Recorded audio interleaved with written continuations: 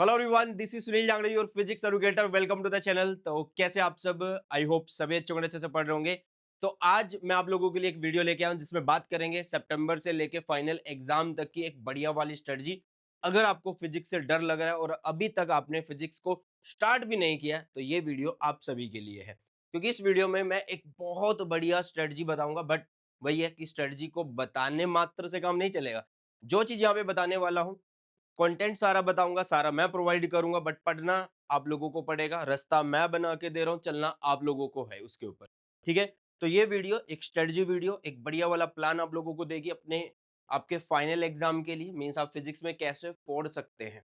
अगर आपको लगता है कि आप बिल्कुल जीरो पे हैं, आपको मुश्किल लगती है फिजिक्स, आपको लगता है कि नहीं मैं पास नहीं हो पाऊंगा, और चाहते हैं कि हाँ यार कुछ एफर्ट्स लगाऊं थोड़े बहुत और मेरे अच्छे नंबर आ जाएं, तो वीडियो आप लोगों के लिए है। ठीक है बेटा, तो आगे बढ़ते हैं। सबसे पहले मैं आप लोगों को बोलूंगा, अगर आप फिजिक्स में फोड़ना चाहते हैं तो ये टेलीग्राम चैनल आपको बहुत जरूरी से याद से अभी के अभी ज्वाइन कर लेना चाहिए। लिंक डिस्क्रिप्शन में है, क्योंकि सारे के सारे notes, lecture notes, detail notes, formula sheet, जो भी शॉर्ट नोट्स है, सारी चीजें आप लोगों को फिजिक्स के रिगार्डिंग यहाँ पे मिलती रहती है। जिन बच्चों ने ज्वाइन कर रखा उनको तो मिलती रहती है। तुमने अगर ज्वाइन नहीं किया तो फटाफट से ज्वाइन कर लो यार। टेलीग्राम चैनल है सुनील जगड़ा सर के नाम से, लिंक डिस्क्रिप्शन बॉक्स में आप लोगों को मिल जाएगा। आगे बढ़ते हैं, वीडियो को ज्यादा बड़ा नहीं करते। सबसे पहले मैं आप लोगों को बता दूं, जिन्होंने अगर सिलेबस स्टार्ट नहीं किया है तो ऐसा हो सकता है कि उन्हें चैप्टर्स के बारे में भी ना पता हो। तो भाई चैप्टर 1 to 14 चैप्टर आपके पास होते हैं, जिसमें से पहले 3 चैप्टर। अच्छा, एक चीज क्लियर कर दूं, सीबीएसई हर चैप्टर के नंबर यहाँ पे नहीं बताता हमें, तो थोड़ा सा मुश्किल हमारा पेपर इसलिए भी रहता है ना। क्योंकि बाकी सब्जेक्ट अगर आपने देखे तो हर चैप्टर के नंबर आपको पता होते हैं। अगर आप कोई चैप्टर छोड़ के जा रहे हैं तो आपको पता होगा हाँ यार इतने में से तो मेरा इतने नंबर आ जाएंगे। तो यहाँ पे ऐसा नहीं है, यहाँ पे ग्रुप्स में आपको मार्क्स डिस्ट्रीब्यूशन दिया गया है सीबीएसई की तरफ से। जैसे पहले 3 चैप्टर 16 नंबर के, 4 to 7 17 मार्क्स के आ रहे हैं, 8 to 10 आपके 18 मार्क्स के हैं, 16 और 17 आपके 33 हो गए। 33 और 8 कितने हो गए भाई? 41, और 10 इसका तो 51। 19 आपके ये रहे, कौन कौन से? 11 to 13 आपके 12 नंबर के, और लास्ट चैप्टर आपका 7 मार्क्स का। मैं आप लोगों को बता दूं कि 14 चैप्टर है। केमिस्ट्री में 10 है, हमारे पास यहाँ पे 14 है। मैथ्स में आप लोग देख लेना जितने भी हैं। हाँ, घबराओ नहीं भाई, 14 चैप्टर है तो इसमें कुछ चैप्टर आसान भी दिए गए हैं, जैसे कि चैप्टर नंबर 5, 6, 7, 8 और 11 to 14 आसान है। बट आसान का मतलब ये नहीं है यार ये बिल्कुल ही आसान है। हाँ, ये है कि इसको एक बार देखने से, समझने से बिल्कुल एक बार में ही दिमाग में सेट तरीके से बैठ जाएंगे। आप टाइमली इनकी रिवीजन करते रहो और क्वेश्चन लगाते रहो, आसान है बाकी चैप्टर्स के मुकाबले में। ये आपका चैप्टर नंबर 5th बेटा। ठीक है, चैप्टर नंबर 6, 7, 8, 11, 12, 13 एंड 14 ये आसान है। मतलब लगभग कितने चैप्टर भाई? 4 to 7 आपके 4 हो गए, नहीं यहाँ से 4 to नहीं 5, 5, 6, 7, 8 ये 4 चैप्टर, ये 4 चैप्टर, 8 चैप्टर। लगभग 8 चैप्टर आपके आसान चैप्टर हैं बेटा जी। ठीक है, अगर आपको लगता है कि नहीं मुझे 7वां चैप्टर आसान नहीं लगता है, तो फिर भी 7 चैप्टर आपके आसान है। आधा सिलेबस तो आसान है भाई।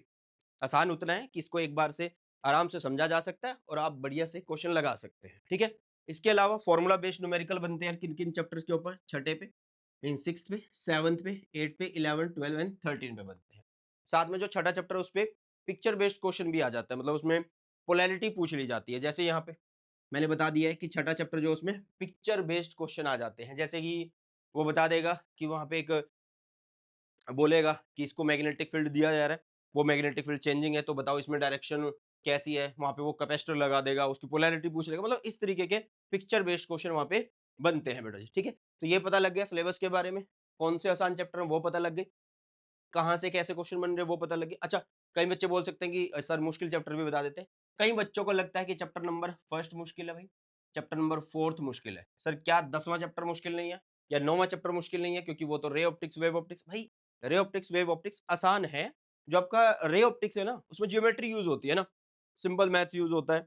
ओके, और इसका सिलेबस ज्यादा है, दैट्स वाई बच्चों को थोड़ा मुश्किल लग जाता है। बट सिलेबस ज्यादा है, मुश्किल नहीं है ये चैप्टर, तो ये मॉडरेट में आता है। ये भी मॉडरेट में, ये भी मॉडरेट में। ठीक है, आपका चैप्टर थर्ड भी मॉडरेट में।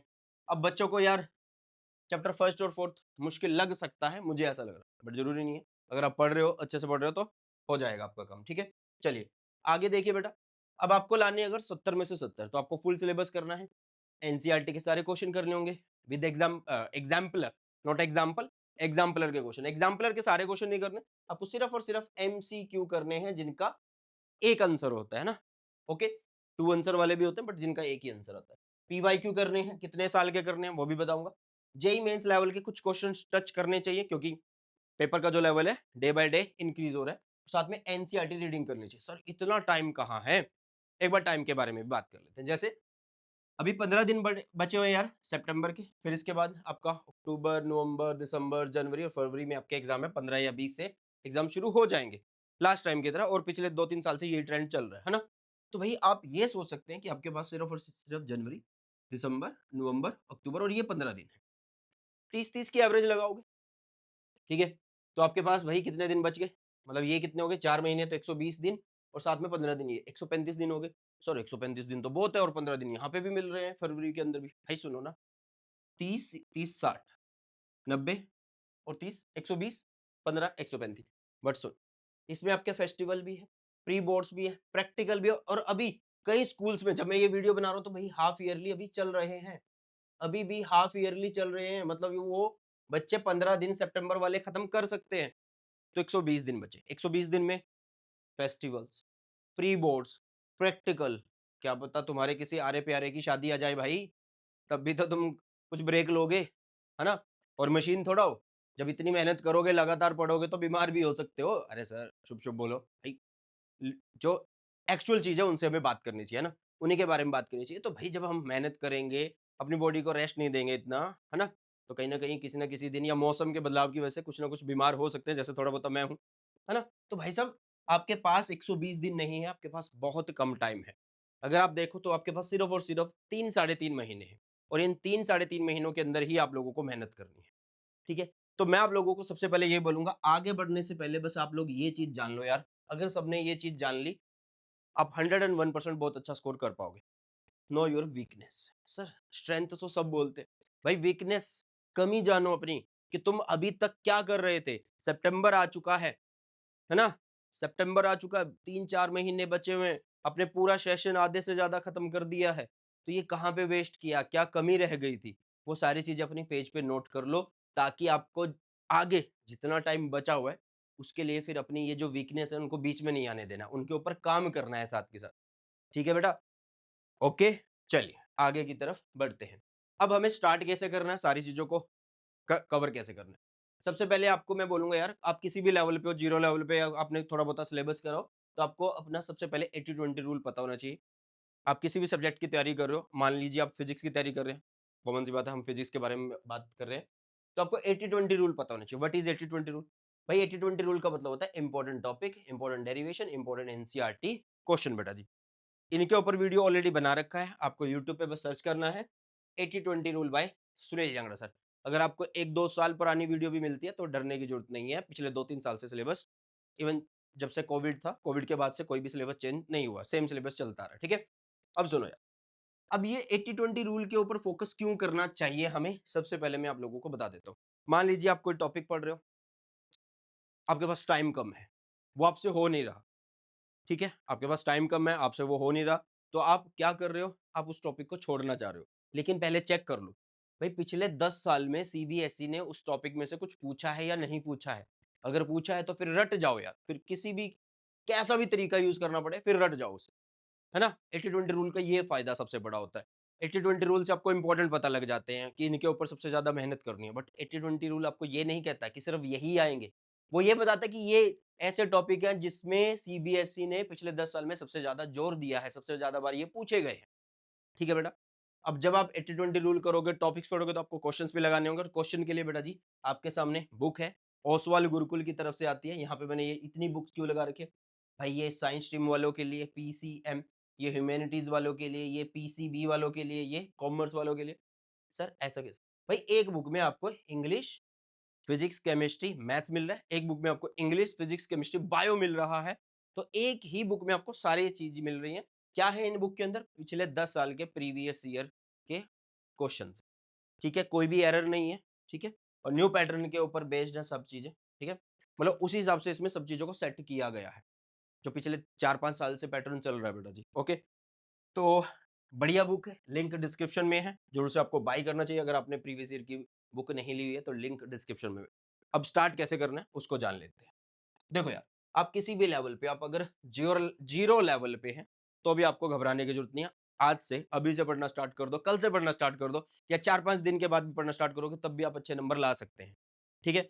देखो यार, जीरो लेवल पे हो, कोई बात नहीं। आपको स्टार्ट करना है यार 30 मिनट रिवीजन वीडियो से। चैनल के ऊपर आपको हर चैप्टर 30-30 मिनट में 25 मिनट, 30 मिनट, 31 मिनट, 35 मिनट ऐसे करवा रखा है। वो वाली प्लेलिस्ट उठा लेनी है, ठीक है? जो भी चैप्टर पढ़ना है, मैं तो ये बोलूँगा स्टार्टिंग से पढ़ो अगर आपने नहीं पढ़ा है और वीकेंड पे सारी चीज़ें मैनेज करो अपनी, ठीक है? बाकी सारी चीज़ें चलती रहें, अगर आप ऑफलाइन जा रहे हो या ऑनलाइन किसी बैच में हो, तो वो चलती रहे। एक्स्ट्रा थोड़ी-सी मेहनत करनी पड़ेगी जब आप लेट स्टार्ट कर ही रहे हो, है ना? तो start with 30 minute revision video. इससे फ़ायदा क्या होगा? मुझे तो कुछ आता ही नहीं है। भाई सुन, तेरे को कुछ नहीं आता, तेरे को फिज़िक्स के बारे में एबीसीडी कुछ पता ही नहीं है ना? ओके, मैं 12th की बात कर रहा हूँ। तो तेरे को क्या करना है, चैप्टर फर्स्ट की रिवीजन वीडियो देखनी है 30 मिनट वाली। उससे तेरे को क्या पता लगेगा? उससे तेरे को हर टॉपिक के बारे में पता लग जाएगा, उसकी डेफिनेशन, उसका एक्चुअल कॉन्सेप्ट क्या है, ठीक है? वो क्या बताता है? फोर्स बताता है जैसे कूलम्ब्स लॉ, है ना? तो कैसे बताता है, किस-किस डायरेक्शन में लगती है? इलेक्ट्रिक फील्ड क्या होता है? सारी चीज़ें मैंने यहाँ पे बता रखी है। इवन जो डेरिवेशंस है वो भी शॉर्टकट में बता रखी है। तो एक बढ़िया वाला आइडिया आपको यहाँ से हो जाएगा। उसके बाद फिर आपको क्या करना है, वन शॉट वीडियोज़ पे फोकस करना है। न्यू सिलेबस के लिए मतलब 2026 के लिए ऑलरेडी वन शॉट आ रहे हैं, ठीक है? तो भाई वहाँ से देख सकते हो, नहीं तो ओल्ड भी हैं। मैं बोल रहा हूँ कि पिछले 3-4 साल से सिलेबस नहीं चेंज हुआ, तो वो ही आप यूज़ कर सकते हैं। तो वन शॉट वीडियो से स्टार्ट करो। वन शॉट वीडियो क्या मैं 1 दिन में 1 निपटा सकता हूँ? देखो यार, वन शॉट आपके 3 घंटे, 4 घंटे के होंगे। अगर आपने 30 मिनट की वीडियो देख ली, ठीक है? तो आप 2 दिन में वन शॉट निपटा दो, ठीक है? 2-2 घंटे डेली पढ़ो और वन शॉट को निपटा दो और जब वन शॉट पढ़ रहे हो तो नोट्स बनाते चलो। नोट्स कैसे बनाने हैं? पहले वीडियो देख रहे हो, आपको जब एक स्लाइड पूरी हो जाए स्क्रीनशॉट ले लेना है, बाद में नोट्स बना लेने हैं। बीच-बीच में नोट्स बनाओगे तो फिर फ़ायदा नहीं होगा, फिर आपको कॉन्सेप्ट भी पीछे करना पड़ेगा बार-बार, बार-बार डबल क्लिक करते रहोगे, 10 सेकंड पीछे, 20 सेकंड पीछे ऐसे, फिर वो नुकसान होगा, ठीक है? अब जैसे ही यार आप लोग थ्योरीज़ वगैरह कवर कर लोगे, तो सबसे इम्पोर्टेंट चीज़ है क्वेश्चन्स की प्रैक्टिस करना। देखो यार, ये सुनने में आता है या ये जानने में आता है कि हर फिजिक्स का पेपर मुश्किल आता है। भाई फिजिक्स कुछ अलग चीज़ है क्या? है ना? मानते हैं कि चलो फिजिक्स मुश्किल सब्जेक्ट है बाकी सब्जेक्ट के कंपैरिज़न में, बट इतना भी मुश्किल नहीं है कि इसके अंदर फोड़ा नहीं जा सकता। है ना? तो भाई फिर पढ़े कैसे? भाई क्वेश्चन सबसे ज़्यादा, न्यूमेरिकल सबसे ज़्यादा आप लोगों को करने हैं और खुद से करो। खुद से करो, वो ज़्यादा सही रहेगा। हाँ, आने वाली वीडियोज़ के अंदर मैं बोलूँगा कि भाई मैंने क्वेश्चन करवा रखे हैं, लेकिन मैं वही बात बोल रहा हूँ कि आपको खुद से ज़्यादा क्वेश्चन करने होंगे। मैं अपनी वीडियो में आपको 10-15 ज़्यादा क्वेश्चन यही करा दूँगा, है ना? बट आप करो मैक्सिमम क्वेश्चन और इसकी आदत बना लो। क्या करना भाई? डेली 10 से 15 क्वेश्चन करो। 10 से 15 क्वेश्चन, मैं तो बोलूँगा 15 क्वेश्चन डेली लगाओ, ठीक है?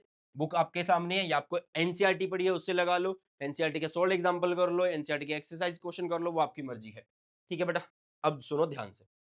अब जब आप 10 से 15 क्वेश्चन डेली लगाओगे, मान लेते हैं 15 क्वेश्चन आप डेली लगा रहे हो, 30 दिन काम कर रहे हो तो 450 क्वेश्चन हो गए भाई, ठीक है? और आपके पास 3 महीने 4 महीने 3 महीने अगर पढ़ रहे हो, ठीक है? तो 3 महीने से मल्टीप्लाई कर दो, देख लो भाई। 12 से 1200 से लेके 1400 तक क्वेश्चन हो सकते हैं, ज़रूरी नहीं आपकी 1500 ही एवरेज रही, ज़्यादा भी हो सकती है, बढ़ सकती है यार, टाइम के साथ बढ़ाते चलना। तो जब तक आपकी अप्रोच नहीं होगी क्वेश्चन को सॉल्व करने की, आपको फिज़िक्स हमेशा मुश्किल लगेगी। आप पूरा सिलेबस पढ़ लो, आप पूरी थ्योरी पढ़ लो, आप पूरा डेरिवेशन पढ़ लो, और आपको अगर एप्लीकेशन नहीं आती है, मतलब क्वेश्चन को सॉल्व करना नहीं आ रहा है, उन चीज़ों को अप्लाई करना नहीं आ रहा है, फिर फ़ायदा नहीं है यार फिज़िक्स पढ़ने का। फिज़िक्स माँगती है प्रैक्टिस, तो आपको प्रैक्टिस करनी पड़ेगी क्वेश्चन्स की, न्यूमेरिकल की। बुक आपके सामने है बेटा जी, ठीक है? इसके अलावा जब आप ये क्वेश्चन कर रहे हो, जब आपको लग रहा है कि यार ये क्वेश्चन मुश्किल है, ये फँस रहा है बार-बार, इस पे थोड़ा-सा ज़्यादा एफर्ट्स लगाना पड़ रहा है, तो भई उन क्वेश्चन को आपने मार्क कर लेना है, ठीक है?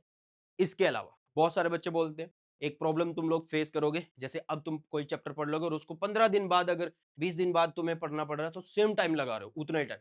भाई उसका सबसे बढ़िया तरीका है टाइम बचाने का, आप स्पेस्ड रिवीजन टेक्निक को यूज़ करो। मतलब एक चैप्टर आपने 2-3 2 दिन या 3 दिन, 4 दिन लगा के पूरा कर लिया, क्वेश्चन भी कर लिए, 5 दिन लगा के कर लिया। आप 1 दिन बाद, 2 दिन बाद उसकी रिवीजन करते रहो।